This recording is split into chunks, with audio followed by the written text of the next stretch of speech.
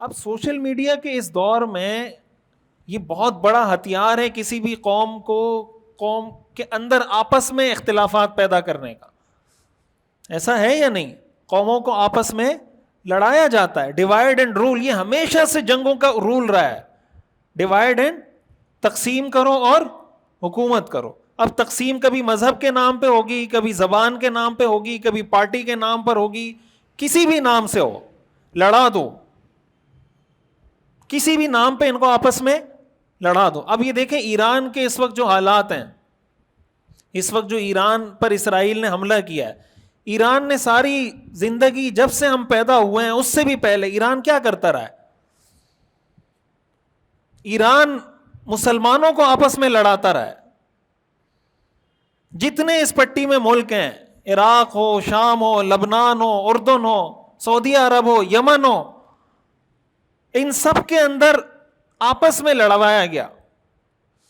اب ایران اتنا کمزور ہوا کہ اس کو شام سے بھی نکلنا پڑا. شام میں ان کی حکومت بشار الاسد کی ختم ہوئی. ایران پھر کمزور ہوا, اس کو یمن سے بھی نکلنا پڑا. حوثیوں کو جو سپورٹ کر رہا تھا سعودی عرب کے خلاف, اس سے پیچھے ہٹنا پڑا.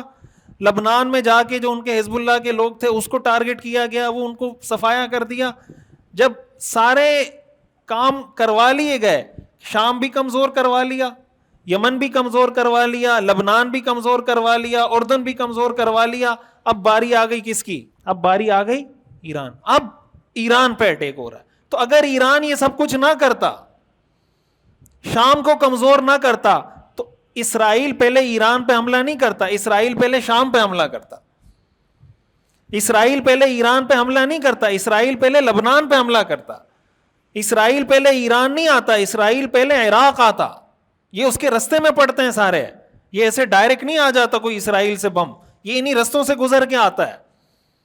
لیکن ہوا کیا؟ آپس میں لڑوایا گیا. مسلمان ملک آپس میں لڑے, ایک مسلمان ملک دوسرے مسلمان ملک سے لڑا. نتیجہ کیا ہوا؟ یہ جو اسلام کا تصور ہے نا جہاد کا, کہ بھائی اگر کسی ایک مسلمان ملک پر حملہ ہو تو سارے مسلمانوں پہ جہاد کیا ہو جاتا ہے؟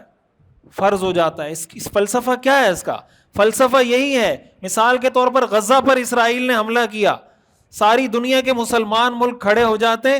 آج اسرائیل ایران پہ حملہ نہیں کرتا. آج ایران پہ حملہ ہوا ہے, ساری دنیا کے مسلمان ملک کھڑے ہوں گے, پاکستان بچ جائے گا. اگر ساری دنیا کے مسلمان ملک کھڑے نہیں ہوتے تو اگلا ٹارگٹ کون ہے؟ پاکستان ہے ان کا اگلا ٹارگٹ. ان کا مسئلہ ایران, شام, لبنان, اردن, عراق, سعودیہ سے نہیں ہے. ان کا مسئلہ اسلام کے نام سے ہے بس.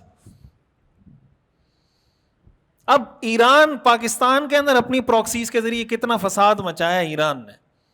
یہاں پر جو کلبھوشن یادو پکڑا گیا تھا, وہ کہاں سے پکڑا؟ وہیں سے آیا تھا نا. جو ابھی بھی جیل میں را کا جو ایجنٹ پکڑا گیا ایران سے آیا تھا. پاکستان کے اندر جتنے فسادات ہوئے, اب یہ کیا ہے کہ اب ایران پاکستان کے ساتھ, پاکستان ایران کے ساتھ آپس میں لڑ رہے ہیں. ایران عراق کے ساتھ, عراق ایران کے ساتھ, وہ آپس میں لڑ رہے ہیں. یہ جب آپس میں اس طرح لڑتے رہیں گے تو فائدہ کس کو ہو رہا ہے؟ کفر کو فائدہ ہو رہا ہے. یہی طریقہ کار اپنایا جاتا ہے, ملک کے اندر لوگوں کو لڑوایا جاتا ہے کہ آپ ایسا ماحول پیدا کر دیں اپنے اداروں کے خلاف, ملک کے خلاف, آپس میں ایسی لڑائی پیدا کر دیں کہ کوئی دشمن حملہ آور ہو تو اس دشمن کو زیادہ محنت نہ کرنی پڑے. اگر ایران نے جتنی محنت اپنی پروکسیز کے ذریعے دنیا میں مسلمان ملکوں میں فسادات جس طریقے سے ایران نے کیے ہیں, اگر یہ ساری محنت وہ اس پہ کرتا کہ اپنے آپ کو مضبوط کروں, اور ایسے موقع پر آپ اگر پوری دنیا کا منظرنامہ دیکھیں نا, ایسے اوپر سے دنیا کو دیکھیں, آپ کو اگر ایک ایسی قوت, ایسی طاقت جو کفر کی آنکھوں میں کھٹکتی ہے نظر آئے گی, وہ صرف پاکستان ہے. ہمیں اس کی قدر نہیں ہے, ہمیں پتہ نہیں ہے پاکستان کی اہمیت کا, یہاں کی فوج کی اہمیت کا ہمیں پتہ نہیں ہے. انڈیا نے حملہ کیا, ہم سب جانتے ہیں, تو انڈیا کے ساتھ اسرائیل تھا یا نہیں تھا؟ یہاں اسرائیلی ڈرون گرائے, پاکستان نے نہیں گرائے. پوری سپورٹ اسرائیل کی حاصل تھی انڈیا کو. لیکن ہمارے ہاں ہماری فوج نے اس کو کیسا جواب دیا؟ ایران پر اسرائیل نے ایک حملہ کیا، ان کا آرمی چیف مار دیا، ان کا ایٹم بم بنانے والا جو سب سے بڑا سائنسدان تھا اس کو مار دیا، پاسدارانہ انقلاب جو ان کی سب سے بڑی فورس ہے اس کے ہیڈ کو مار دیا، جتنے ایٹمی سائنسدان تھے بڑے بڑے 8-9 سب کو مار دیا ایک ہی حملے میں۔ کیا پاکستان کے ساتھ کوئی دشمن ایسا کر سکا ہے؟ تو یہ دشمن اگر ایسا کرنے میں کامیاب نہیں ہو رہا تو اس کے پیچھے کوئی محنت ہے یا ویسے ہی ہو رہا ہے یہ سب کچھ؟ یہ جو قرآن میں اللہ نے فرمایا وَأَعِدُّوا لَهُم مَّا اسْتَطَعْتُم مِّن قُوَّةٍ کہ کافروں کے خلاف جتنی قوت تیار کر سکتے ہو تیار کرو۔ کیوں؟ ترہبون بہ عدو اللہ وعدوکم، اس کے ذریعے تم اللہ کے دشمن کو اور اپنے دشمن پر رعب ڈالو گے۔